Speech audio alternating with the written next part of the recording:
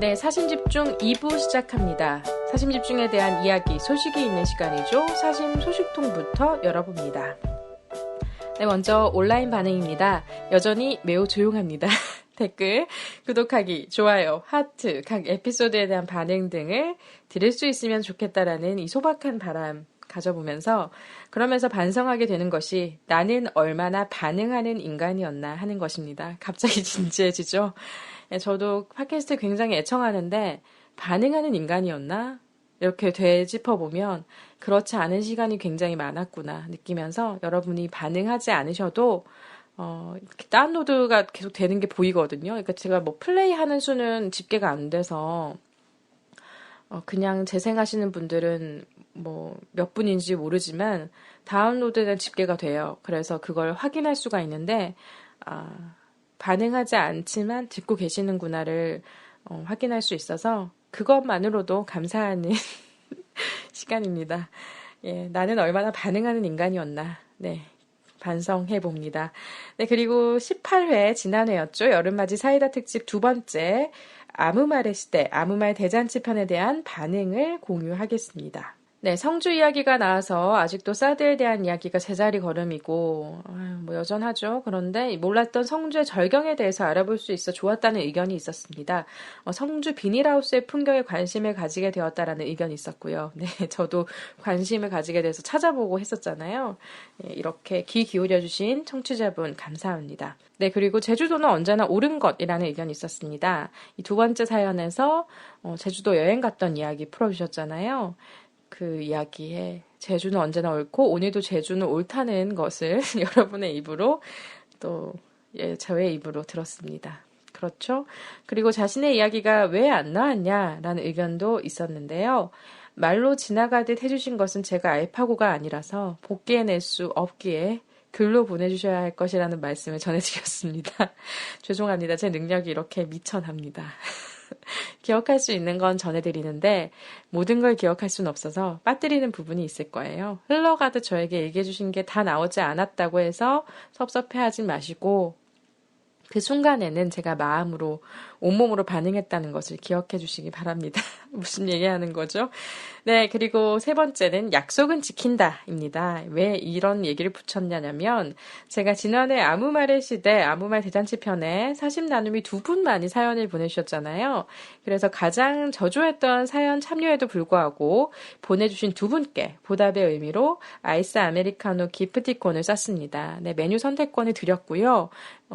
선택해 주신 걸 쌌는데 두 분 다 공교롭게도 아이스 아메리카노 그리고 같은 브랜드의 아이스 아메리카노를 원해주셔서 제가 그 브랜드는 또 다른 브랜드보다 저렴하게 커피를 먹을 수가 있어서 제가 2잔씩 쐈습니다. 네, 너무 디테일하게 얘기한 것 같은데 이런 급작스러운 이벤트에 좋아해 주셨고요. 인증을 보내주신 분도 있었습니다. 네, 종종 이렇게 제가 참여해 주시는 여러분께 아주 작게 보답하는 의미로 이벤트를 급작스럽게 마련하도록 하겠습니다. 감사합니다. 네, 그리고 이어서 약속은 지킨다에 이어서 DJ여 힘을 내시라 라는 제목을 붙여봤는데요. 앞서 제가 소개했듯이 사심 나눔이 분께서 저에게 힘을 내라면서 준비할 때 먹으라며 기프티콘을 보내주셨습니다. 너무나 감동스러운 고의 저장해 두고 있었는데 까먹었다라는 얘기 전해드렸는데요. 오늘 방송을 털고 먹도록 하겠습니다. 감사합니다. 그리고 다음은 20회 주제를 소개하는 시간입니다. 드디어 20회입니다. 원래는 여름맞이 사이다 특집 더위사냥 비법 전수하려고 했는데요.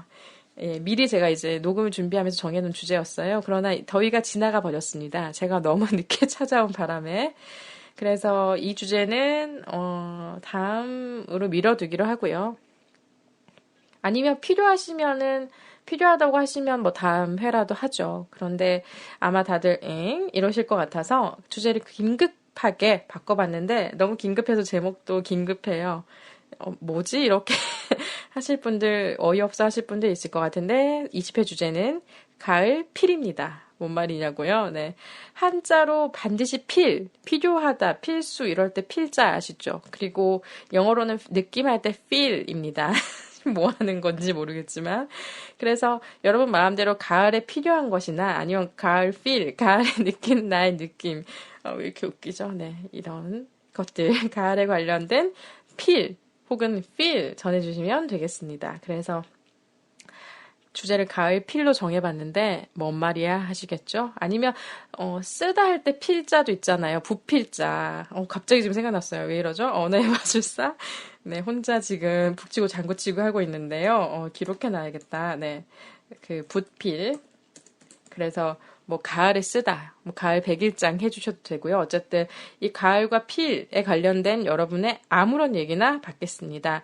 닉네임과 함께 뭐 저의 개인적인 메시지로 주셔도 되고요. 이메일, 트위터, 팟빵, 아이튠즈 댓글 등등으로 9월 7일 무렵까지 보내주시면 되겠습니다. 다음 주 정도까지 보내주시면 가을 필 전해드리겠습니다. 뭐 하는 거죠? 네. 이메일은 hananes86@gmail.com입니다. 네, 다음은 오늘의 사심에 대한 저의 수다가 있는 시간이죠. 사심 소식통을 급격하게 닫고 하나의 자심으로 넘어가 보겠습니다.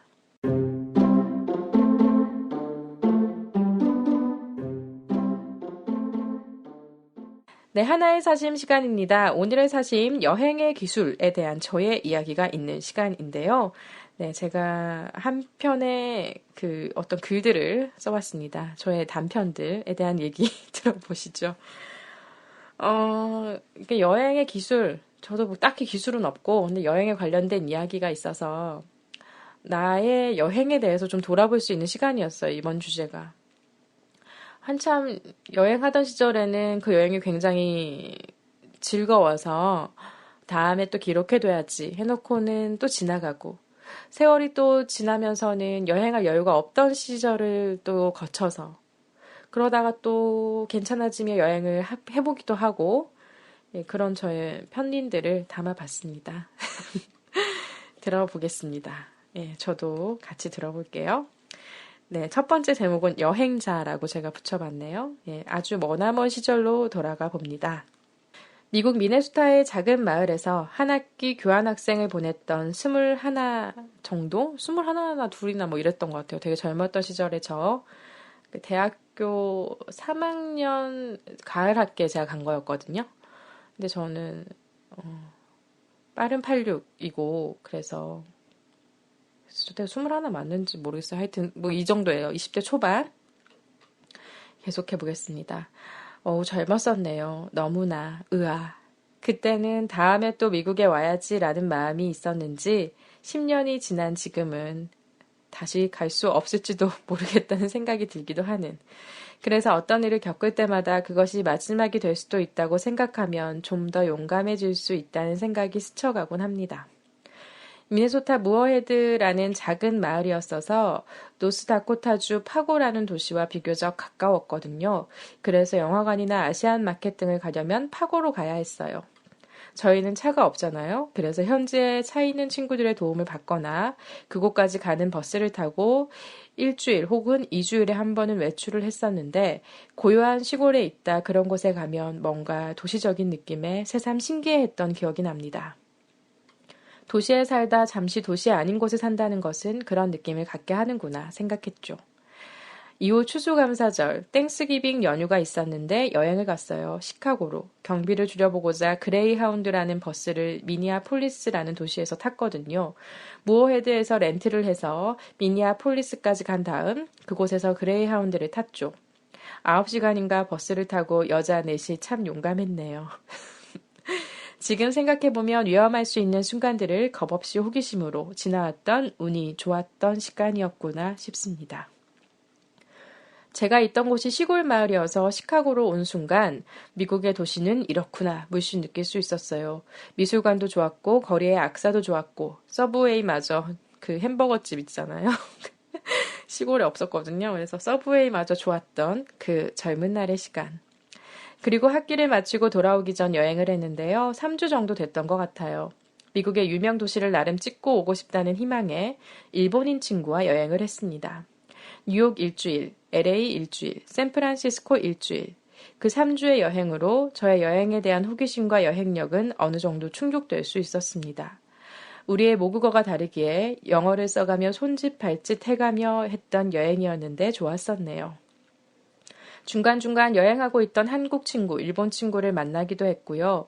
겨울이어서 뉴욕은 추웠지만 LA와 샌프란시스코는 따뜻해서 행복했고요. 풍족한 여행자가 아니어서 저렴한 호스텔에 묵고 했었지만 자유로이 가고 싶은 곳을 찾아다녔던 그 시간들이 있었기에 전 더 용감해질 수 있겠다는 희망을 안고 돌아왔습니다. 반년 정도 미국물 먹고 열 몇 시간의 비행 끝에 혼자 한국으로 돌아오던 날 공항에서 들려오는 한국말이 왜 그리 낯설게 들렸던지요. 웃기죠? 근데 그렇더라고요, 정말. 그렇게 저의 미국과의 만남은 끝이 났고 아직까지 이어지지 않고 있습니다. 몰랐고 어렵게 가능했던 시간들, 우물 안에 있던 나의 시선이 조금 넓어졌던 순간들, 서툴렀지만 괜찮았던 순간들이 보물처럼 남아있습니다. 지원해주신 부모님께 감사하는 마음도, 만났던 모든 인연에게 감사하는 마음도. 네, 이렇게 여행자라는 제목의 하나의 사심이었고요. 다음은 지난해 첫 일본 여행으로 넘어갑니다. 가깝고도 먼 나라라는 일본, 지난해 처음 가보았습니다. 해외여행도 미국 이후 처음이었고요. 설렜네요. 너무 오랜만에 제주도 아닌 곳으로 비행기를 타고 간다고 생각하니 좋았습니다. 후쿠오카의 여름은 몹시도 무더웠지만 비도 많이 왔지만 그래서 흠뻑 젖어보기도 했지만 좋았어요. 초록은 아름다웠고 시끄럽지 않은 조용한 도시가 좋았습니다. 유후인 추천드리고 욕할은 못 해봤는데 반신욕할 수 있는 시간 잠시 가졌을 때 발만 담그고 있는데도 너무 좋았어요. 다음엔 갈 수 있다면 욕하늘 하하. 먹거리에 대한 고민도 여행에 빠질 수 없는데 입맛에 잘 맞는 음식들이 많았습니다. 강추, 유후인 사이다, 카레 우동 뭐 다 맛있었어요. 하하. 처음 가는 곳이라 빡빡한 일정에 카페에서 멍 때리는 시간이 별로 없어 아쉬웠는데 다시 가게 된다면 그렇게 멍 때리는 시간을 늘려보고 싶습니다. 정리해봤네요. 유후인에서 유후인으로 이제 가는 기차를 타고 들어갈 수 있거든요. 후쿠오카의 하카타나 이런 텐진 이런 도시에서 아마 머무실 것 같은데 여행을 가신다면 요우인은 꼭 가시길 추천드립니다. 사이다 정말 맛있고요. 요우인에서만 파는 병사이다래요. 못 사왔어요. 아쉬웠는데 그렇고 뭐랄까 할 얘기가 있었는데 네, 까먹었네요. 여기 적지 못한 할 얘기가 많았는데 그리고 요즘 후쿠오카 함바그라는 식당이 있잖아요. 실제로 후쿠오카에 그렇게 함바그 해먹는 집이 굉장히 유명하다고 해서 줄 서서 먹었었는데 정말 더운 와중에도 그렇게 열정적으로 저는 처음 거기서 그 경험을 해본 거잖아요. 맛있었어요. 네. 여기서도 먹을 수 있으니까 가서도 먹어보면 또 다른 느낌이지 않을까 이런 생각이 들고 저는 입맛에 후쿠오카 음식들이 잘 맞았거든요. 예, 그래 다른 도시들은 또 안 가봐서 모르겠지만 어쨌든 그렇습니다. 또 우리와도 가까워서 짧게 갔다 올 수 있는 거리니까 많이들 가시더라고요. 추천드립니다. 다른 곳은 제가 못 가봐서. 네, 그 후로도 오랜 여행이 이어집니다. 라는 제목의 또 다른 이야기를 들어보시죠. 우리나라에도 가볼 곳이 많다는 생각, 소양강을 달리던 춘천의 여름, 영화가 있던 부산의 밤, 영화가 있던 전주의 낮과 밤, 마음 편안해지는 섬 제주, 모처가 있는 대전의 숲들, 초중 고교 시절을 보낸 구미로의 추억여행, 대학 졸업 후 한창 시험 치러 다니던 시절 방방곡곡 다니며 만난 부산, 울산, 춘천, 서울의 많은 곳들, 그리고 공주의 마곡사, 남해 독일마을 등등 가족과 떠났던 장소, 또 양평 두물머리의 연꽃, 안면도의 해수욕장과 태안의 연꽃 등 최근에는 제천으로 국제음악영화제 가봤는데요. 조용한 도시였습니다. 제천, 조용함이 요즘은 좋습니다. 또 여름휴가로 8월 중순 제주도에 가게 됐습니다. 수학여행을 제외하고 어른이 되어 세 번째로 가는 제주였습니다. 어른이 되어 처음으로 갔던 때는 회사 일로 지쳤던 상황에서 같이 갈 친구와 나름 계획을 세우느라 관광 등 가고 싶은 곳, 관광지나 예쁜 게스트하우스, 유명한 카페 등 하고 싶은 것에 집중해 빡빡했지만 좋았고요. 지난해 짧게 간 제주에서는 배가 아파서 하루 넘게 끙끙, 슬픈, 통닭 못 먹었고요. 같이 간 친구 혼자 먹음, 하하. 비자림은 폭우가 와서 2번이나 갔는데 못 들어갔습니다. 넘나 폭우인 것. 그런 만신창이었지만 제주는 좋았습니다. 스벅 투어했네요. 네, 스타벅스 투어했어요. 아파가지고. 좋아하는 커피 못 마시고 녹차 마시고요. 으하하.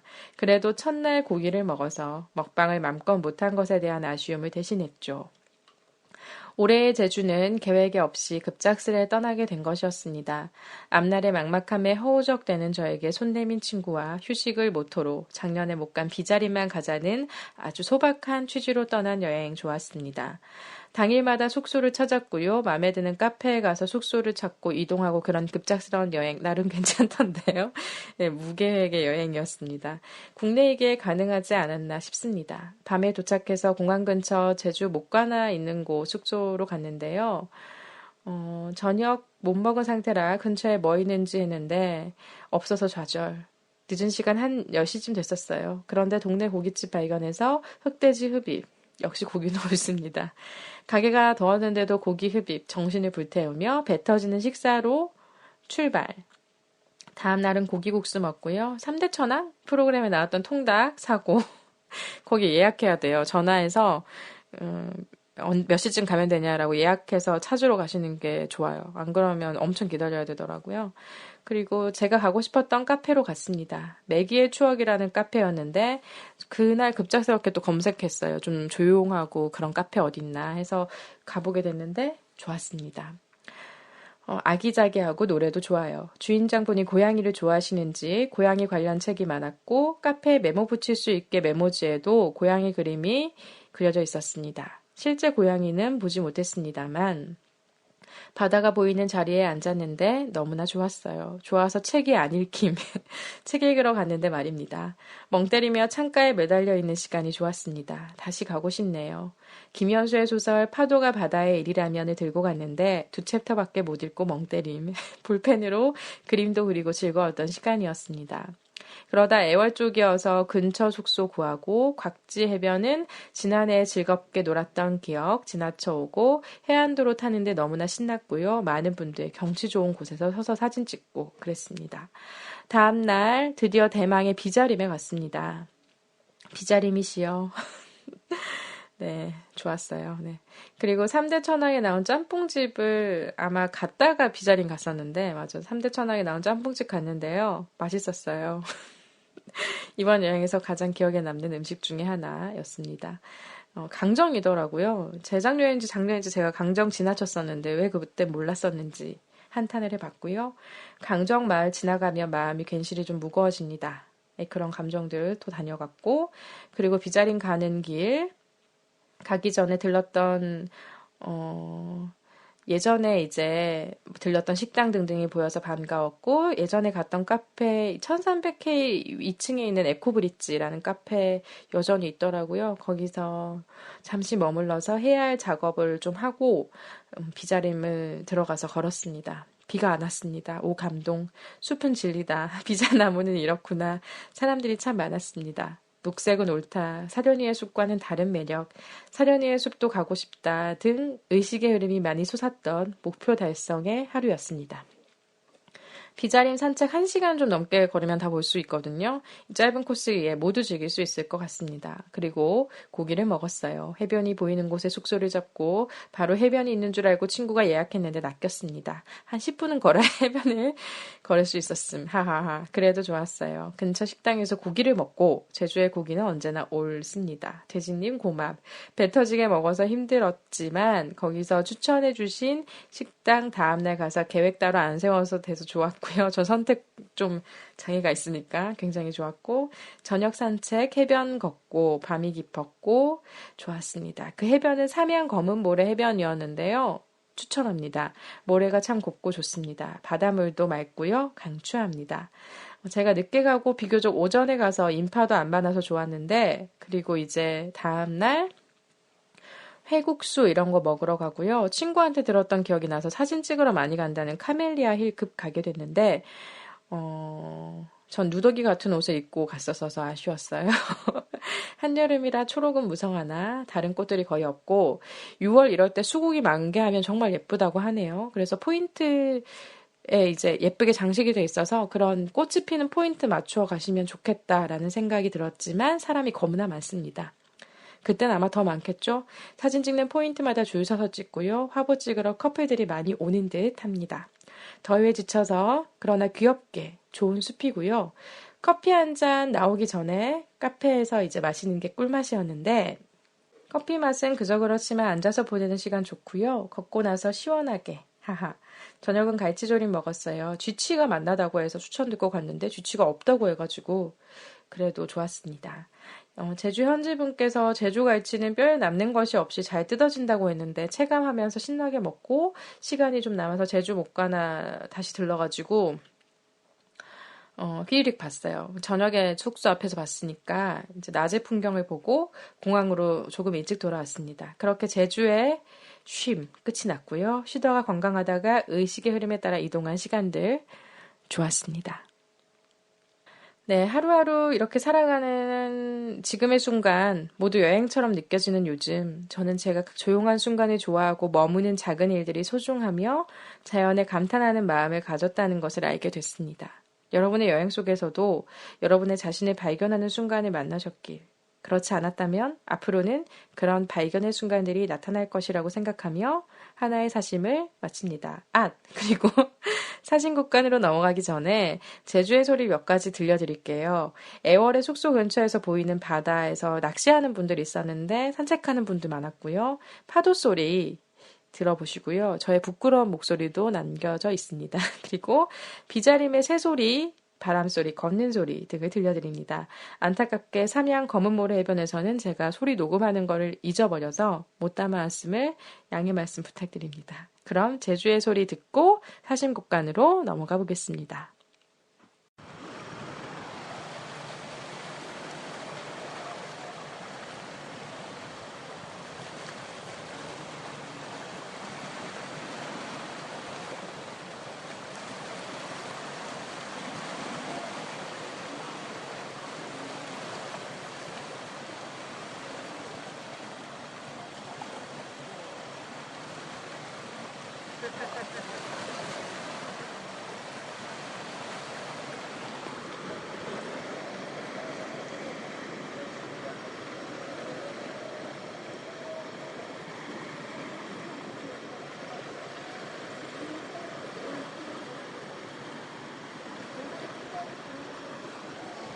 여기는 제주도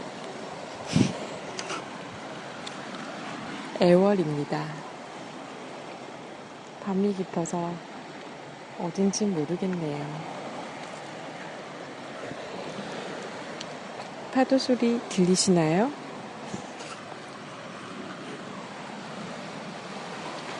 들어보시죠.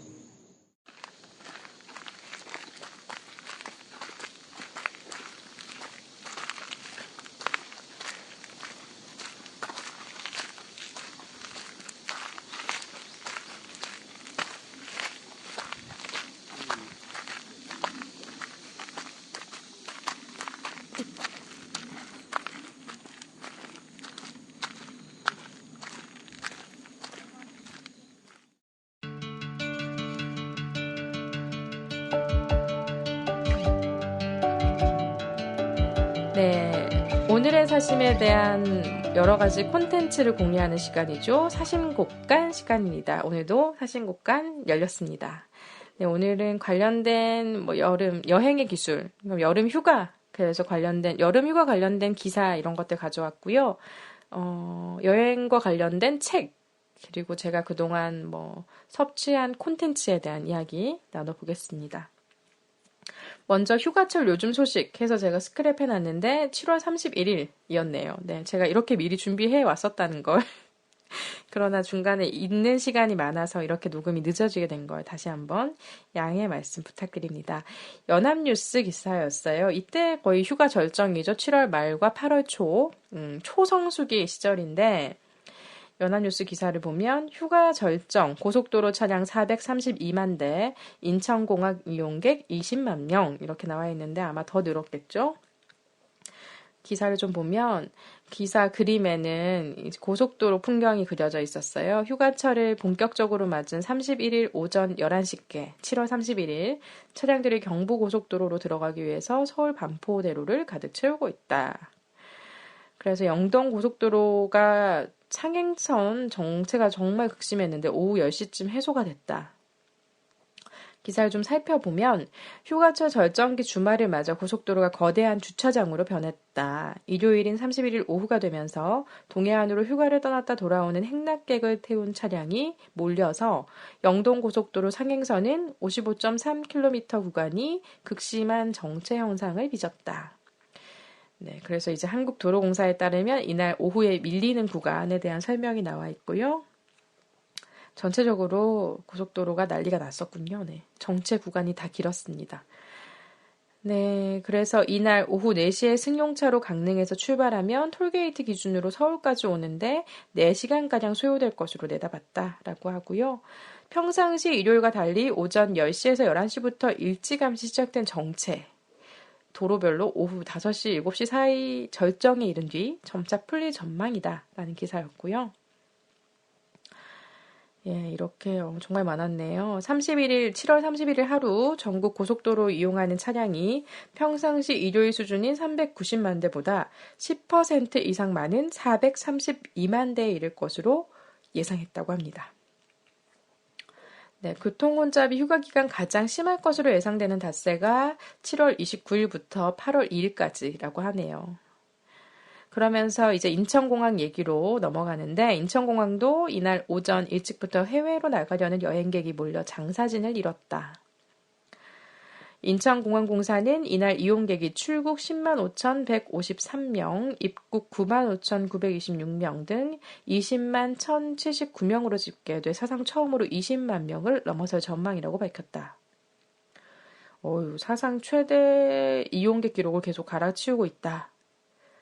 그래서 올해 여름 성수기 7월 16일부터 8월 15일인 인천공항 이용객이 542만 명에 이를 것이다 라는 전망을 했다고 하는데 아마 달성했겠죠? 네, 그 뒤에 기사는 제가 팔로잉을 하지 않아서 다음에 기회가 된다면 예, 어쨌든 여전히 도로와 공항은 북적였다는 소식 전해드립니다. 제가 제주 갈 때도 8월 거의 그 초성수기 피한 거였거든요. 성수기 피하고 7월 20일 넘어서 갔으니까. 근데 그때도 저는 김포공항 갔는데 국내선이니까요.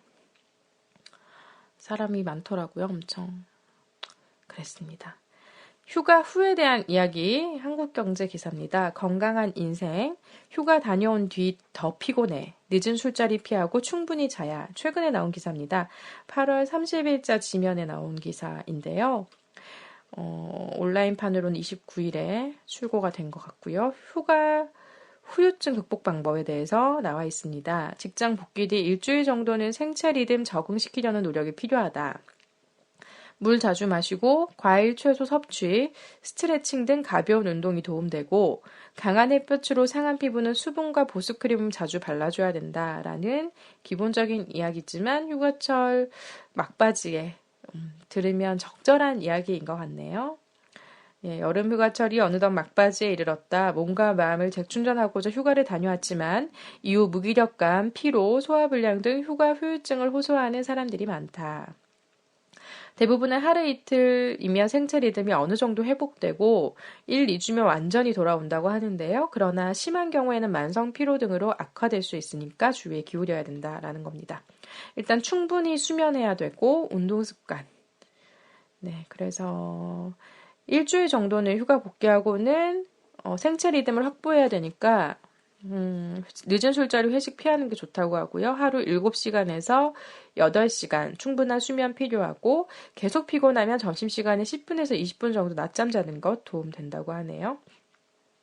이거는 또 뭐 직장에서 있을 때마다 실천하기 어렵지만 항상 좀 잊지 않고 하면 좋은 게 의자에 1시간 이상 오래 앉아 있지 말고 15분에서 20분에 한 번씩 좀 자리에서 일어나서 기지개를 켜야 되는데 이러기 좀 쉽지 않죠. 자꾸 또 어디 가냐 막 이런 얘기 나올 수도 있고 어쨌든 좀 스트레칭을 조금 하는 그런 생활 필요하다라고 하고요. 산책과 걷기 등 가벼운 운동 하루 30분에서 1시간 정도 그리고 평소에 계단 오르기 등으로 자연스럽게 활동량 늘리는 것 도움 되지만 절대 무리하는 건 좋지 않다고 합니다.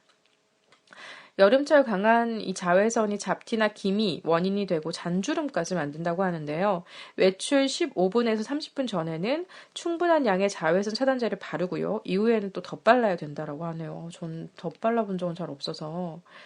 그래서 자외선 차단제가 들어있는 파운데이션 제품 발라주는 것도 좋고요. 덧발라주는 거는 이런 제품을 발라도 덧발린다라고 하고 자외선이 강한 날이나 야외 활동 중에는 2~3시간마다 이 자외선 차단제 발라주는 게 좋다라고 합니다. 평상시에는 자외선 차단제 일광 차단 지수 30 정도의 제품 사용하는 것이 가장 적절하다라고 하고요. 피부가 햇볕에 화상을 입으면 먼저 찬 물수건이나 얼음 주머니로 진정시켜줘야 되고 각질이 일어날 때는 각질이 자연스럽게 벗겨지도록 하고 보습크림 충분히 발라주면서 세안 후에 화장솜에 충분히 묻혀서, 하는 것도 도움이 된다고 하네요. 그리고 피부 질환이나 기병 조심해야 되는데, 여름철에 고온 다습해서 족부백선, 무좀으로 고생하는 환자 늘어난다. 또 봉화직염, 뭔지 모르겠네요, 이게. 하여튼 그런 질환으로 이어질 수 있으니 조기에 치료해야 되니까 발을 항상 깨끗이 하고 습하지 않게 통풍 중요하고 어린이에게서는 고름딱지증이 농가진이 증가한다고 하는데요.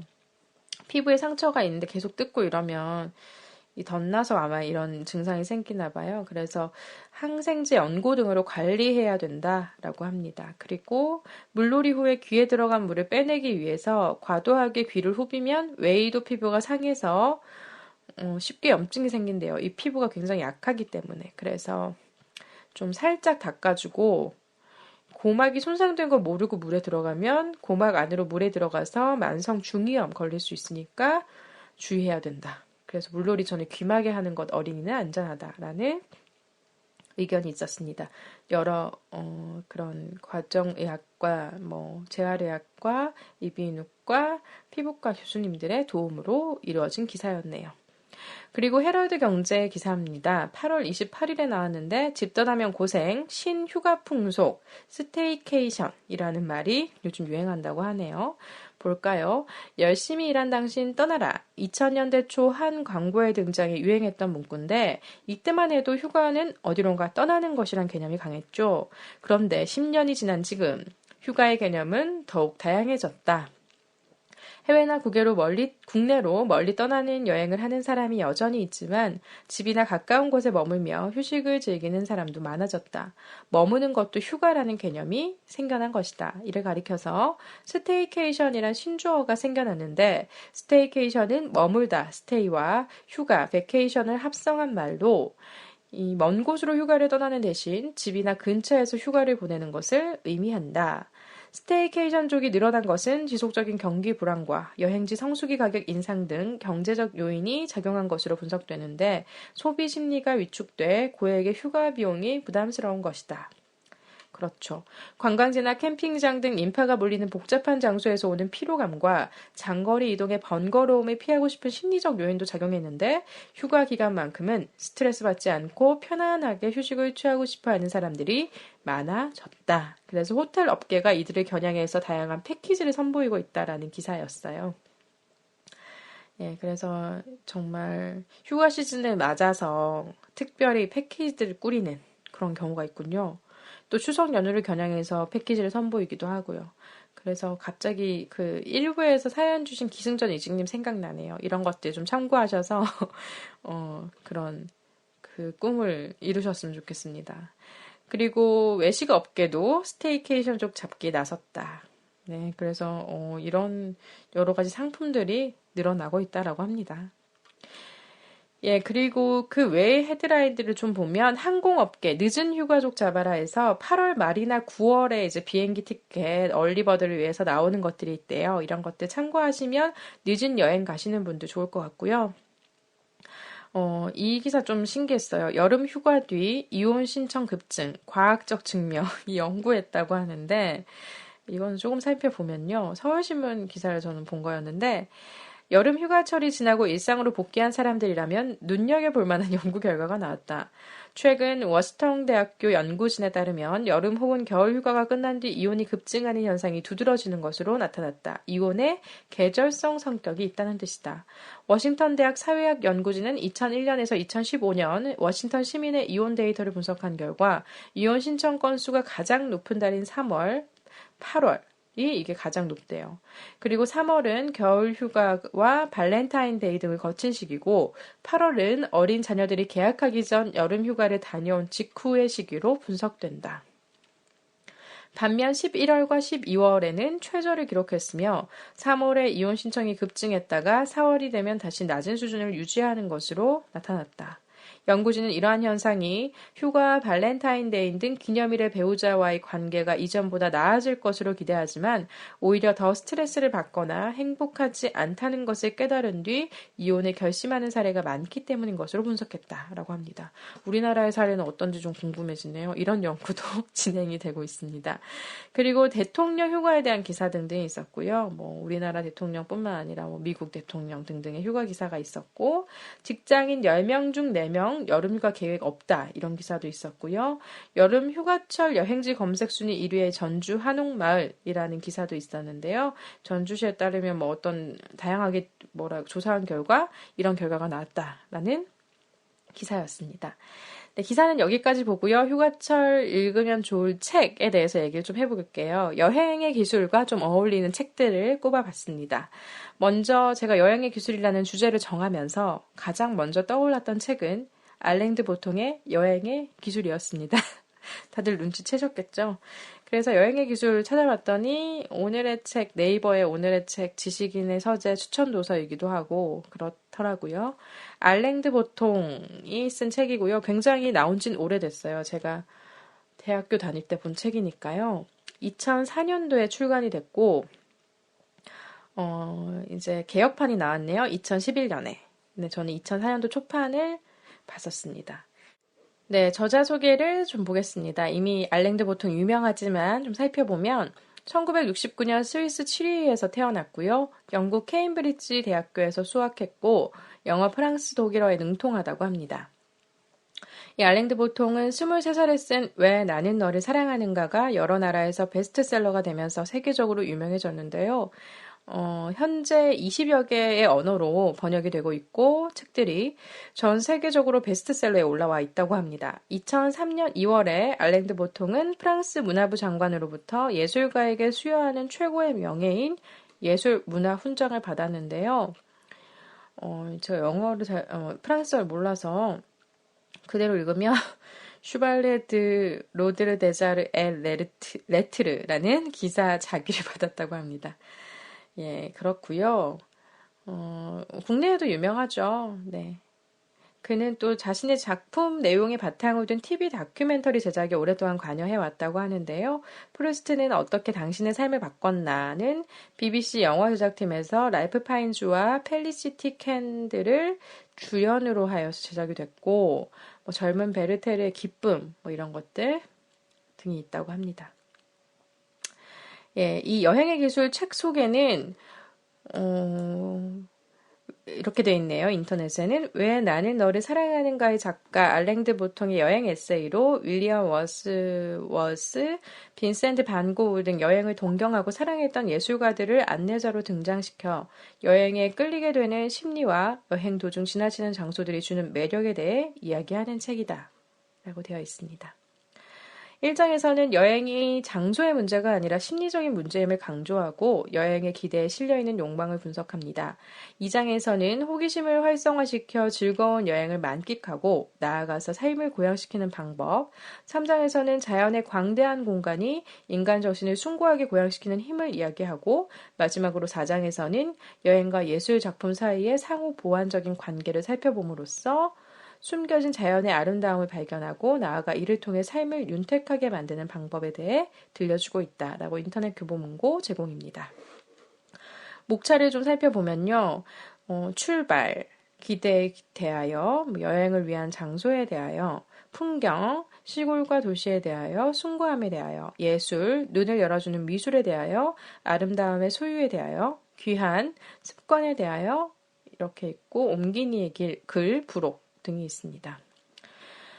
저는 대학교 때 읽었어요. 언제 좀 고학년 때 읽었던 것 같은데 2004년에 책이 나왔다고 하니까 5, 6년, 7년, 8년 그 정도에 아마 읽었던 것 같고 저는 이 책에서 그러니까 제가 그때는 한참 글 쓰는 스터디하고 이랬던 시절이어서 글감을 많이 찾았던 시절이에요. 뭐든지 읽고 메모해두고 나중에 내가 표현하는 글을 쓸 때 인용할 수 있으면 좀 인용하려고 애를 썼던 시절이었는데 그 시절에 이 책이 굉장히 기억에 남았어요. 뭔가 내가 그동안 생각하지 못했던 개념들을 말로 전해주는 또 어떤 누군가에 대해서 다시 알게 해주는 책이어서 저는 굉장히 좋은 기억으로 남아있는 책이고 지금은 본가에 이 책이 있을 거예요 아마. 그래서 제가 막 기억을 뒤져서 검색을 해서 어떤 문장이 좋았다라고 가져왔는데 다 가져오진 못했고요.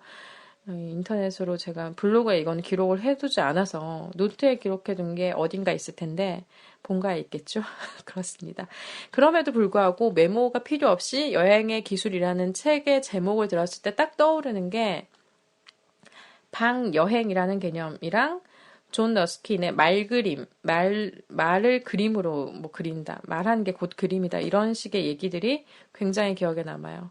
방여행은 그냥 방에서 떠나는 여행이에요. 어떤 그림, 어떤 풍경을 보고 어떤 그림을 보고 내가 누워있는 방에서도 여행을 떠날 수 있다라는 그런 개념? 네. 그래서 그냥 좋았어요. 넓은 의미의 여행을 좀 찾아볼 수 있는 책이었던 것 같아요. 왜냐면 다른 여행책에서는 이런 얘기 안 하잖아요. 방유행을 떠나보자 이러면서.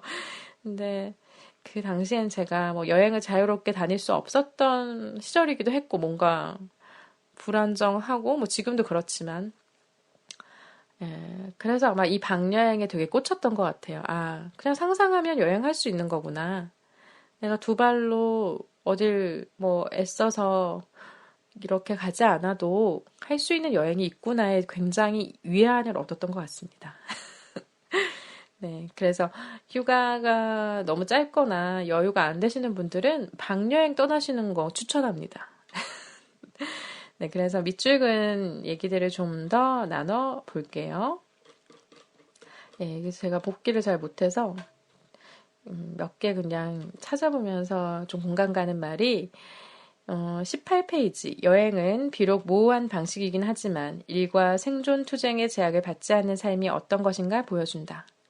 공감이 됐어요. 늘 여기가 아닌 곳에서는 잘 살 것 같은 느낌이다. 네, 52페이지. 그렇죠. 여행을 떠날 때 이곳은 너무 힘들어. 이곳을 떠나면 다 괜찮을 것 같아. 이런 마음을 이런 문장으로 표현한 것 같고요.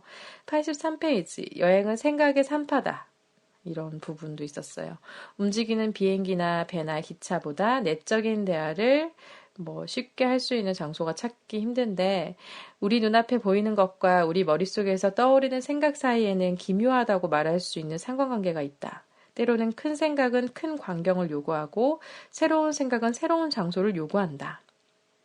다른 경우라면 멈칫거리기 일수인 내적인 사유도 흘러가는 풍경의 도움을 얻으면 술술 진행되어 나간다.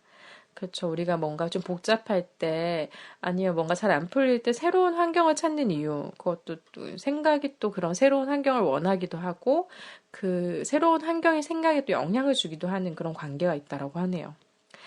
172페이지. 여행의 위험은 우리가 적절하지 않은 시기에, 즉 제대로 준비가 되지 않은 상태에서 사물을 볼 수도 있다는 것이다.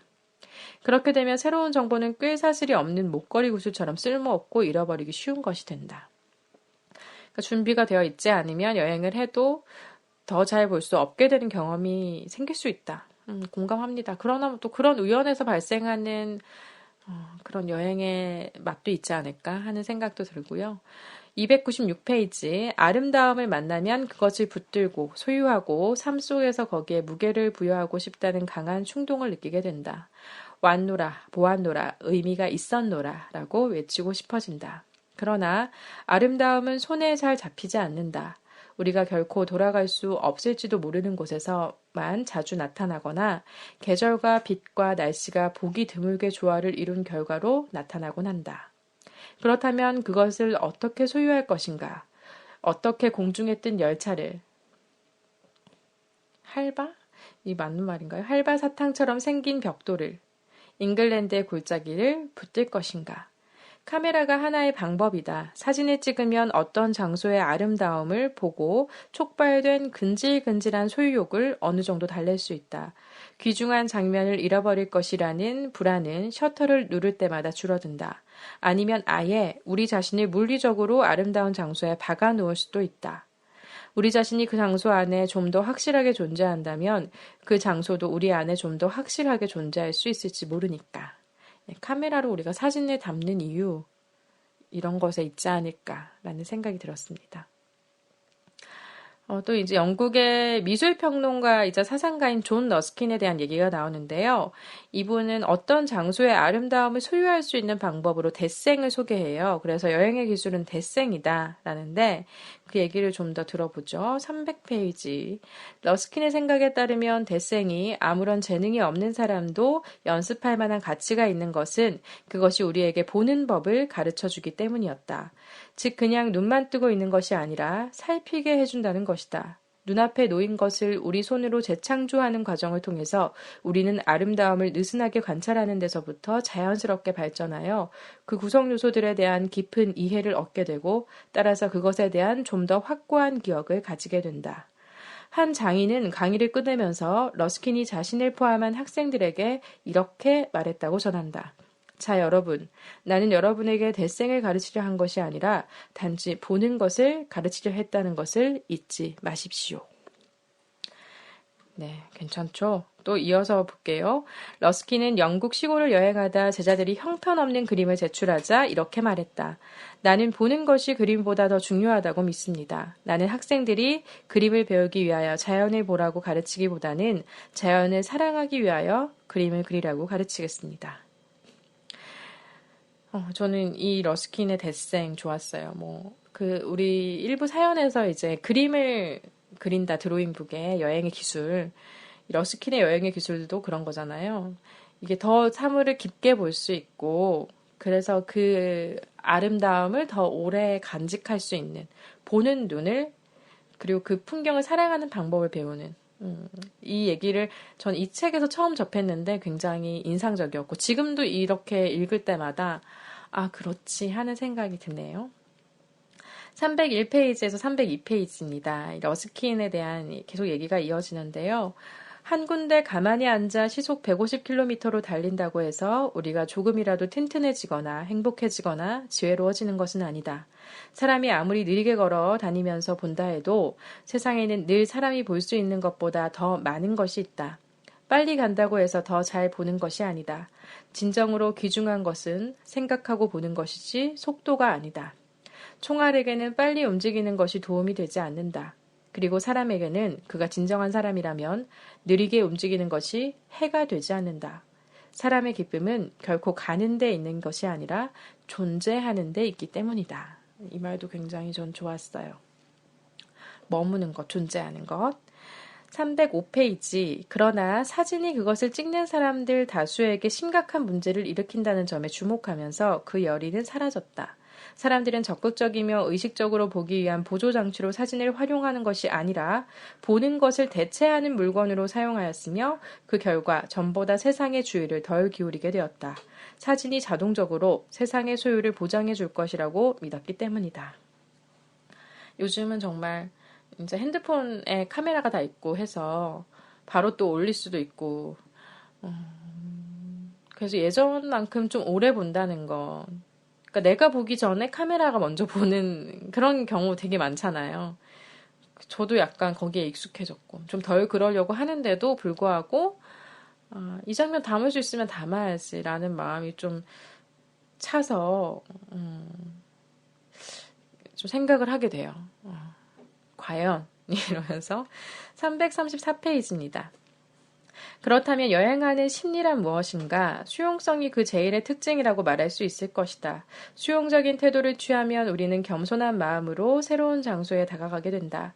어떤 것이 재미있고 어떤 것이 재미없다는 고정관념은 버리게 된다.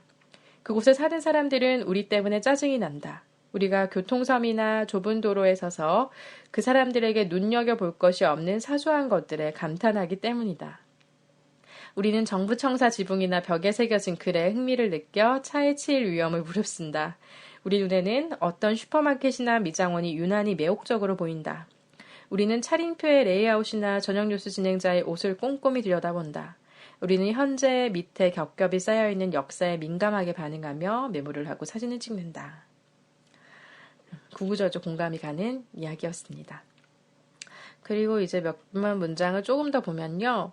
우리는 지속적인 만족을 기대하지만 어떤 장소에 대하여 느끼는 행복은 사실 짧다. 그렇죠. 인간의 불행의 유일한 원인은 자신의 방에서 고요히 머무는 방법을 모른다는 것이다. 팡세단상에 나와 있다고 하고요. 우리가 어떤 장소에 가장 온전하게 있을 수 있는 것은 우리가 반드시 그곳에 있어야 한다는 부수적인 도전에 직면하지 않을 때일지도 모른다는 생각이 든다.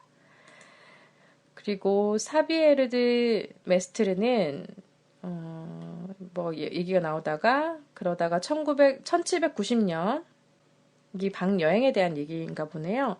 이 1790년 튜랭의 한 아파트 꼭대기층의 수수한 방에서 살 때 장차 자신의 이름을 떨치게 될 선구적인 여행 양식을 개척했다. 자신의 방 여행이었다. 저는 방 여행이 굉장히 꽂혔었어요. 그래서 그 부분에 대한 글을 제가 서칭하면서 잘 못 찾아가지고 다음에 제가 메모한 노트를 찾게 되면 또 공유하는 시간을 가질게요. 네, 그리고 마지막 문장이자 이것도 역시 방 여행과 관련된 문장인데요. 좀 보면 습관에 대하여 중에 나옵니다. 사막을 건너고 빙산 위를 떠다니고 밀림을 가로질렀으면서도 그들의 영혼 속에서 그들이 본 것의 증거를 찾으려 할 때는 아무것도 나오지 않는 사람들이 있다. 사비에르드 메스트르는 분홍색과 파란색이 섞인 파자마를 입고 자신의 방 안에 있는 것에 만족하면서 우리에게 먼 땅으로 떠나기 전에 우리가 이미 본 것에 다시 주목해보라고 슬며시 우리 옆구리를 찌르고 있다. 방 여행이었습니다. 네, 이렇게 알랭드 보통의 여행의 기술의 부분을 좀 소개해봤고요. 좀 공감 가지 않는 말도 있겠지만 저한테는 제가 왜 한 10년까지는 안 됐고 한 8년 정도 전에 읽었을 때 제 마음에는 굉장히 새롭게 와닿았던 부분이 있었던 책이었습니다. 여행에 대해서 그렇구나. 여행을 떠나면서 떠나기 전, 떠난 후 하는 행위들에 대해서 좀 더 돌아볼 수 있었던 책이었고요. 또 여행과 관련된 알랭드 보통의 책이 공항에서 일주일을 이란 책인데 이 책은 제가 제대로 못 읽어본 것 같아요. 저 본가에 있는데 다음에 제대로 한번 읽어보고 전할 수 있는 내용이 있으면 전해보겠습니다. 읽어보신 분들 있다면 얘기 나누셔도 좋겠죠. 그리고 사심 나눔이 에디터 주님께서 추천해 주어서 읽은 책 여행의 심리학에 대한 얘기를 나눠보겠습니다. 두둥. 네, 여행의 심리학은 부제가 이렇게 붙어 있네요. 유쾌한 심리학자의 기발한 여행 안내서라고 되어 있고요. 나온 지 얼마 안 됐어요. 따끈합니다. 2016년 7월 1일에 발행된 책입니다. 어크로스에서 나왔고요. 286페이지의 책입니다. 이 팟캐스트에 이분 많이 나오는 것 같더라고요. 제가 제대로 들은 편이 없어가지고 거기에 대해서는 자세한 얘기 못하겠지만 여행과 심리학을 결합한 이 저자의 책에 대한 얘기가 아니었나 싶습니다. 책 소개를 볼게요. 심리학자가 들려주는 여행을 위한 18가지 심리학 이렇게 소개가 되어 있네요. 강의실에서 웃기는 심리학자로 통하는 저자 김명철은 시간과 돈이 허락하는 한 여행을 일삼는 베테랑 여행가다. 그런 그도 첫 여행에서 회의를 느꼈다고 고백한다. 그 경험은 심리학자로서 여행과 여행자에 대해 고민을 시작하게 된 계기가 됐다. 여행의 심리학은 그 고민의 결과물로 심리학과 여행을 결합하고 저자 자신의 여행 경험을 더한 독특하고 기발한 여행 안내서다. 이렇게 되어 있습니다. 제가 책을 그래서 봤어요. 보게 됐습니다. 여행 떠나기 전에 봤고요. 그러니까 8월 한 중순쯤 봤던 것 같아요. 10며칠쯤. 책 소개 인터넷에 나와 있는 거랑 책에 나와 있는 거랑 다르네요. 책에 나와 있는 저자 소개를 볼게요. 김명철, 여행하는 심리학자. 동남아를 비롯해 몽골이나 중동에 가도 언제나 현지인처럼 보이는 묘한 외모에 사람을 꿰뚫어보는 날카로운 눈빛을 지녔다. 하지만 대학에서 강의할 때는 웃기는 심리학자라고 불릴 정도로 유머와 위트가 넘친다. 서울대학교에서 서양사와 심리학을 전공하고 동대학원에서 심리학으로 석박사 학위를 받았다. 사진이 나와 있고요. 아래 이제 소개가 되어 있는 거예요. 계속 보면 29에 첫 여행을 떠났다. 이후 가로 열고 늦게 배운 도둑 날 새는 줄 모르듯 가로 닫고 시간과 돈이 허락하는 한 여행을 했다. 도합 1년 5개월 12개국을 여행한 베테랑 여행가가 되었지만 그런 그조차 첫 여행에서 회의를 느꼈다고 고백한다. 남은 것은 씩씩하고 싹싹한 배낭여행의 낭만이 아니라 발바닥과 발가락에 덕지덕지 붙인 반창고뿐이었다고. 그 경험이 심리학자로서 여행과 여행자에 대해 고민을 시작하게 한 계기가 되었다. 아까 책 속에 나와 있는 글이 여기도 나와 있는 부분이 있죠. 겹치는 부분이. 심리학과 여행학을 결합하고 여기에 자신의 여행 경험을 더한 여행의 심리학은 바로 그 결과물이다. 그는 우리의 여행을 행복하게 하거나 여행을 망치는 다양한 심리학적 요소들을 짚어가며 완벽한 여행을 위한 조언을 아끼지 않는다. 그 과정에서 우리는 짐승 같은 여행자 호세와 수도승 같은 여행자 에이미를 만나기도 하고 네팔 지진을 겪은 저자의 위태롭고 신비로웠던 순간을 함께하기도 한다. 빌 브라이슨과 알랭드 보통을 섞어놓은 듯한 매력적인 여행담을 따라가다 보면 그동안 여행을 즐기지 않았던 이마저도 엉덩이가 들썩거릴 것이다. 들썩. 지은 책으로 비키스토리 8인가요? 네. 과학과 기술은 어떻게 발전해 왔을까가 있고 옮긴 책으로는 성격 심리학과 정서 심리학이 있다라고 하네요. 네, 그래서 책 표지에 여행자의 그 모습이 담긴 표지가 있어요. 그리고 둘이 여행을 떠나면 왜 꼭 싸우고 돌아올까? 이렇게 뒤에 이제 책 표지 뒤에는 그런 글이 써 있는데요. 여름에 여행 딱 가고 싶게 만들어져 있는 표지인 것 같습니다. 목차를 보면 프롤로그, 내 머릿속 여행이라는 항목을 다시 쓰다. 1장, 떠나기 전에 알아야 할 것들, 여행의 필수 질문. 그래서 1해서 나는 여행을 왜 떠날까? 나는 왜 여행을 떠날까? 2. 여행은 정말 좋은 것일까? 있고요. 2장 여행하다의 5가지 용법, 여행의 테마 요소에서 1. 온몸으로 짜릿함을 만끽하다. 2. 다름을 즐기다. 3. 옛 문화의 숨결을 느끼다. 4. 해변에 가다. 5. 기억과 정체성을 사다. 3장 여행을 망치는 주범 3가지 여행의 불만족 요소 1. 분노, 그 용서치 못할 놈들 2. 공포, 아슬아슬하고 위험한 것들 3. 혐오, 더럽고 지저분한 것들 4. 여행에서 빠질 수 없는 5가지 여행의 기본 요소 4장인데요. 1. 날씨의 심리학 2. 또 하나의 도전 음식 3. 풍경, 왔노라 보았노라 4. 내가 묵는 숙소가 바로 나 5. 여행길 친구 5장은 좋은 여행자가 되기 위하여 여행 실전편인데요. 1. 여행의 기술 2. 여행자의 마음가짐 3. 여행의 조건이라는 제목으로 되어 있습니다. 에필로그 아름답고 행복한 여행을 위해 이렇게 담겨 있고요. 저자 소개에 이어서 이제 책을 제가 보면서 밑줄을 굉장히 많이 쳤어요. 그래서 여행에 대해서 좀 더 곰곰이 생각해 볼 수 있었고, 아까 저자 소개 읽으면서 읽었던 부분, 제가 누구죠, 이분? 빌 브라이슨의 책은 못 읽어봤는데, 알랭드 보통과 좀 공통적인 분모가 있는 책인 것 같아요. 그래서 여행에 대해서 그리고 여행과 심리학이 어떻게 결합하는지에 대해서 궁금하신 분들은 이 책을 편하게 볼 수 있지 않을까. 그리고 다들 좀 무겁게 볼 수 있는 책이 아니라 여행 준비하기 전에 한번 이렇게 보고 나는 어떤 스타일이었지? 내 마음은 어땠지? 이런 걸 좀 돌아볼 수 있는 책인 것 같아요. 저도 책을 통해서 나는 이럴 것이다 라고 생각을 했던 게 좀 더 정리가 됐어요. 그러니까 여행하는데도 스타일이 굉장히 다양하잖아요. 뭐 많은 활동을 해야 한다거나 뭐 많은 뭔가 체험을 해야 한다거나 유형이 있고 그냥 조용히 쉼 뭐 이런 걸 추구하는 분도 있고 근데 이게 다 성격이 다르고 자신의 그 맞는 성향에 따라서 선택하면 더 여행을 즐길 수 있다라는 내용을 여러 가지 방면에서 관찰한 것을 아마 담은 책이 아닌가라고 저는 얘기를 할 수 있을 것 같고요.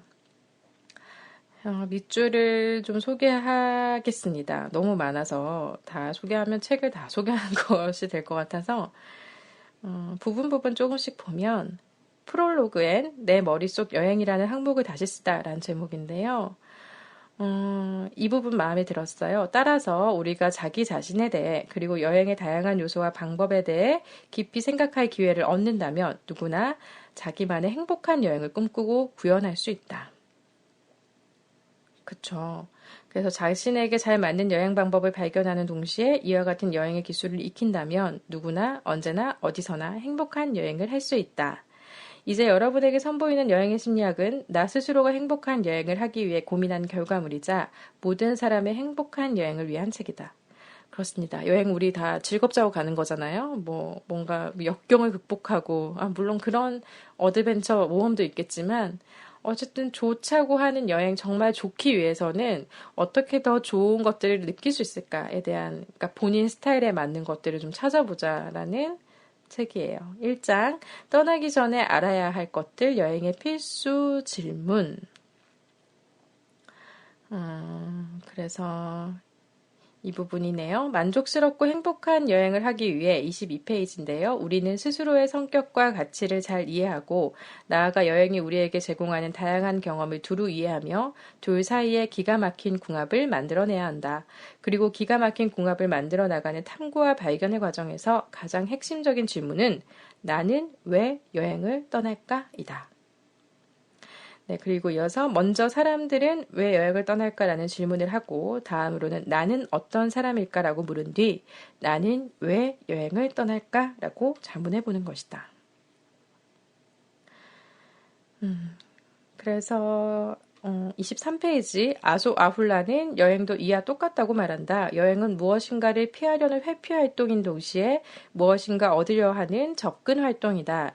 여행은 도피이자 탐색이며 탈출이자 추구이다. 따라서 여행을 통해 도피하고 탈출하려는 대상과 여행을 통해 탐색하고 추구하려는 대상 사이에는 긴밀한 연관이 있을 수밖에 없다. 네, 그래서 이전 여행의 유형, 우리는 왜 여행을 떠날까에 대한 얘기들이 담겨져 있어요. 그래서 우리는 어떤 유형의 여행자인가에 대해서 먼저 관찰을 해볼 필요가 있다라는 묘사가 담겨 있습니다. 이게 중요한 이유가 더 여행에서의 만족을 느끼기 위해서겠죠. 네, 그리고 제가 지금 밑줄 다 쳐놓은 걸 다 읽을 수 없어서 넘어가면서 띄엄띄엄 얘기하고 있는데요. 그러니까 좀 어색할 수 있어요. 늘 이렇게 소개하지만 어쨌든. 그리고 성격 오요인 테스트라고 해서 루이스 골드버그의 성격 오요인 테스트 빅5 이런 걸 할 수가 있거든요. 부록이 돼 있어요. 그래서 나는 어떤 유형인지를 여러분도 테스트를 해볼 수 있습니다. 여기서 이제 어떤 유형인지 찾으면 어떤 여행이 나한테 더 맞는지를 찾을 수가 있겠죠. 네, 그리고 이제 여행은 47페이지 소중한 사람과의 관계를 강화하고 싶을 때 사용할 수 있는 지표약이기도 하다. 관계 강화의 측면은 여행의 큰 매력 중 하나다. 네, 이 부분도 공감이 됩니다. 혼자 떠나는 여행 중요하지만 또 같이 떠나는 여행에서는 파트너와의 관계도 더 중요해지는 문제이죠. 그리고 48페이지 사람들은 자기가 정말 좋다고 느꼈던 경치를 누군가에게 보여주기 위해 그 사람 손을 잡아 끌고 그곳으로 돌아간다. 한편으로 여행은 우리를 다방면에서 한층 성장하게 한다. 우리는 여행을 통해 지식과 기술을 익힐 수 있고 정서적인 능력과 의사소통 능력을 증진할 기회를 얻을 수 있으며 다양한 심리적 특성의 성장을 맛보기도 한다. 50페이지. 여행은 이런 시도와 경험, 그리고 다음부터는 절대 하지 말아야지라거나 이건 다른 곳에서 또 해봐야지와 같은 깊은 통찰의 반복이다. 그래서 여행을 통해서 우리의 정서지능이 상승한다. 라는 말이 있었어요. 문화지능도 여행과 깊은 관계를 맺는다. 심리적인 성장, 이런 부분 있고요. 여행은 지구 공동체적 효과가 있다라는 부분도 인상적이었습니다. 쭉쭉쭉 넘어가고 있어요. 네. 그래서 61페이지. 여행은 일반적으로 이런 긍정 정서와 관련되는 활동이 맞다. 그러나 여행을 하면서 부정적인 정서도 덜어 체험하게 되는 것 또한 사실이다. 단연 눈에 띄는 것은 불안이다. 62페이지. 행복하지 못한 여행, 만족스럽지 못한 여행을 하고 나면 여행을 통해 우리 삶에 대한 여러 가지 만족감을 얻는 것도 불가능하다. 그렇죠. 그래서 62에서 3페이지 이어지는 부분, 여행의 만족이나 행복은 항상 얻을 수 있는 게 아니다. 좋은 여행을 하기 위해서는 먼저 우리 자신의 성격과 욕망과 가치관을 정확하게 이해하고 이에 따라 자기가 원하는 여행이 어떤 것인지 알아내 적합한 여행지를 고르거나 마음에 드는 여행 방법을 선택해야 한다. 즉 여행은 기대가 저절로 이루어지고 행복이 제발로 찾아오기를 기다리는 활동이 아니라 기대를 이루어 나가고 행복을 쟁취하는 활동이다. 따라서 우리는 우리의 성격과 가치관, 여행지, 여행 방법, 여행 중 활동을 잘 일치시켜 기가 막힌 궁합을 만들어내려는 노력을 기울여야 한다. 더하기 여행의 기술 습득 등도 있다라는 내용이 쭉 이어졌었습니다. 네, 그래서 여행을 하다라는 5가지의 용법, 여행의 테마 요소, 여행을 이루는 것이 무엇인지에 대한 얘기들이 나와 있고요. 망치는 요소에 대해서도 나와 있습니다. 불만족을 이끌어주는 요소들은 어떤 것이 있는지에 대한 묘사가 성실하게 되어 있고 여행에서 빠질 수 없는 요소 5가지는 기본 요소, 날씨 이런 것들 있죠. 어떤 정보 이런 것들에 대한 얘기도 나와 있고요. 활동 이런 것들에 대한 내용도 나와 있습니다. 그래서 내가 내향적인 사람인지 외향적인 사람인지를 점검해서 거기에 맞는 여행을 할 수 있다라는 것들이 나와 있고 내향적이고 개방적인 여행자가 추천하는 경치 좋은 아시아 여행지 6가지도 수록이 되어 있어요. 궁금하신 분들은 보면 참고하면 좋겠죠. 저는 다 가보지 않은 도시여서 이 작가의 글을 보면서 가보고 싶다라는 생각이 들기도 했고 어떤 모험이 펼쳐질까 또 어떻게 머무른다는 것의 매력을 그 풍경과 느낄 수 있을까를 상상해 보기도 했습니다. 좋은 여행자가 되기 위하여 여행 실전편도 5장에 이제 수록이 되어 있는데요. 자기 효능감, 그러니까 내가 뭔가를 할 수 있다라는 것에 대한 믿음이 사람이 뭔가를 해나가는 동력이 되기도 하는데 여행에서도 큰 동력이 된다라는 부분이 좀 인상적이었습니다. 여행 전에 또 필요한 3가지 어떤 정보를 습득해야 되는지에 대해서 나와 있고요. 245페이지에 더구나 여행은 이렇게도 할 수 있고 저렇게도 할 수 있는 것 아니겠는가. 그래서 여행 중의 기술에는 왕도가 따로 없다. 그렇지만 누구나 여행 중에 활용하면 좋을 기술도 2가지 정도는 있다. 하나는 마음을 챙기며 여행하기이고 다른 하나는 부정정서에 휩쓸리지 않기다.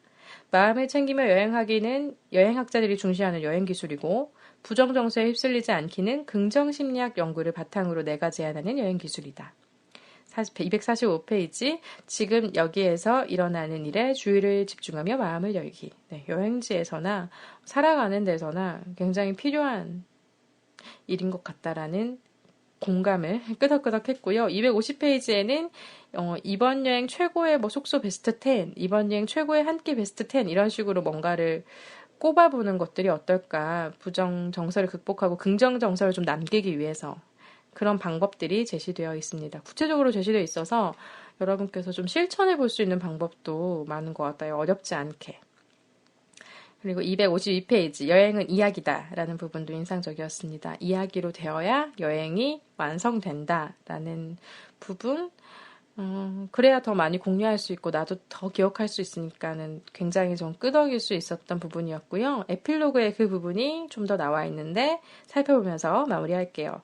에필로그 아름답고 행복한 여행을 위해 278페이지에 무엇보다 우리는 자기 자신을 그리고 자기가 원하는 것을 정확히 알고 이에 따라 여행의 여러 요소를 포괄적으로 검토할 수 있어야 한다.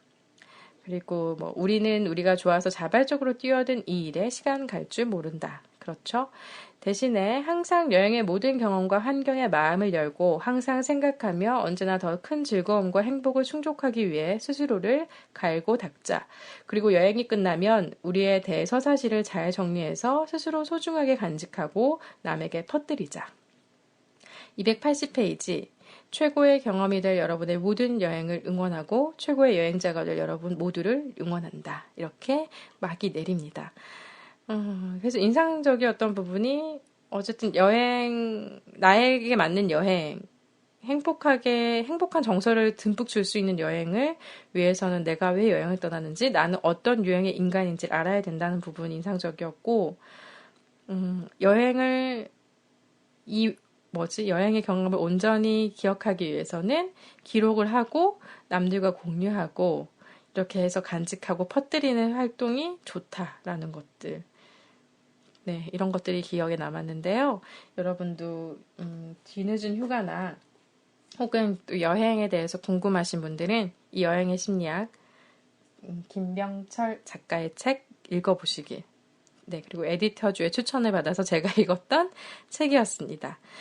네, 그리고 책 이야기 이외에 요즘 제가 섭취한 콘텐츠는요, EBS에서 해마다 하는 다큐 페스티벌이 있습니다. 국제 페스티벌인데요. EBS 국제 다큐 영화제입니다. 영어로는 EBS 인터내셔널 다큐멘터리 페스티벌인데요. 그래서 줄여서 EIDF라고 합니다. 2004년부터 시작해서 이게 벌써 13회째를 맞이했더라고요. 올해는 2016년 8월 22일부터 8월 28일까지 진행이 됐습니다. EBS에서 다큐멘터리 왜 자꾸 나오지? 근데 EIDF 때문이었고요. 지금은 정식 기간이 끝났지만 EIDF 홈페이지에 가시면 EIDF 검색하시면 홈페이지 공식 홈으로 갈 수 있는데 아직도 무료로 볼 수 있는 영화들이 몇 가지 있어요. 그리고 유료로 전환된 영화 같은 경우는 어떤 그런 패스를 끊어서 어느 일정 기간 뭐 한 달 아니면 뭐 2달 이렇게 볼 수 있는 기회가 있거든요. 그래서 다큐멘터리 좋아하시는 분들 추천합니다. 강추. 저는 올해만큼 많이 본 적 없는데 올해 저는 막 부지런하게 뒤늦게서야 저도 앞에는 여행 갔다 오느라 못 보고 봤는데 굉장히 좋았어요. 그리고 앞으로도 좀 시간 날 때마다 좀 틈틈이 볼 텐데 제가 작년에는 5개도 못 봤던 것 같거든요. 근데 작년에 본 그 몇 가지도 굉장히 좋았었는데 올해는 지금 한 10편 넘게 봤는데 그러니까 이해가 안 되는 작품이 하나 있긴 했어요. 지금까지 본 것 중에. 근데 대부분은 이해도 잘 되고, 좋다. 그리고, 뭔가 너무 안타까운 생에 대하여 좀 더 생각해 볼 수도 있었고, 다양한 방식으로 생각을 할 수 있어서 좋았는데 추천드립니다. 이번에도 뭐 자연에 대한 이야기 있고요. 뭐 인간과 기술에 대한 이야기 있고, 그냥 휴먼 다큐도 있고, 여러 이제 본인이 원하는 분야를 선택해서 보실 수도 있어요. 그래서 강력 추천을 드립니다. 네, 다음에 또 얘기를 더 해보도록 하죠. 오늘 얘기가 길었으니까. 제가 본 다큐에 대한 얘기는 또 차차 풀어보도록 하겠습니다. 앞으로도 계속 보면서.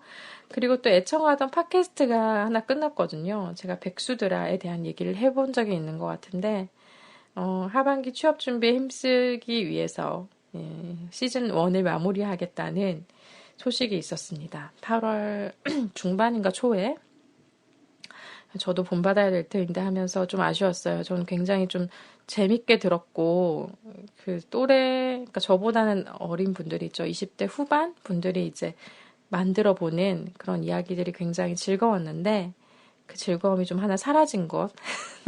그리고 여행 갔다 오고 막 이러면서 그 꼬박꼬박 듣던 것들을 거의 못 들어가지고 다 밀려 있어요. 차근차근 또 들어보는 시간이 있겠죠. 네, 그렇게 사신국가는 여기까지 채워봤습니다. 여름 휴가와 관련된 최근 기사 그리고 소식들, 또 여행에 관련된 책 2가지, 알랭드 보통의 여행의 기술, 김명철의 여행의 심리학 살펴봤고요. 또 제가 뭐 그동안 여행 이후에 또 하나의 여행처럼 느꼈던 EIDF, EBS 국제 다큐멘터리 영화제에 관련된 이야기들, 그리고 즐겨들었던 팟캐스트에 대한 얘기까지 나눠봤습니다.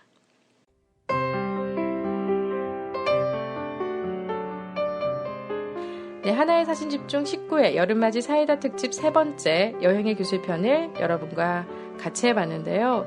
늦게 찾아오는 바람에 여름이 지나가고 있어서 여름맞이 특집은 이것으로 마쳐야겠습니다. 아쉽네요. 더위 사냥 방법 이런 거 하려고 준비해놨었는데 이미 사냥할 더위가 물러가는 것 같은 관계로 잠시 접어둡니다. 드디어 20회가 찾아왔죠. 20회 주제는 앞서 말씀드린 것처럼 가을, 필 혹은 필입니다. 한자로 반드시 필, 영어로는 느낌 할 때 feel, 가을에 꼭 필요한 것들, 가을에 나는 느낌, 혹은 뭐 가을에 적을 것들, 부필, 가을에 관련된 필을 전해주세요. 네, hananes86@gmail.com 9월 7일 즈음까지 보내주시면 좋겠습니다. 너무 막 던진 주제 같지만 여러분의 성원 부탁드립니다. 네, 잊지 않고 모른 척 찾아주시는 분들 고맙습니다. 꾸준히 들어주시는 분들께 감사의 말씀드리면서 오늘도 물러갑니다. 오늘도 사신 집중하세요.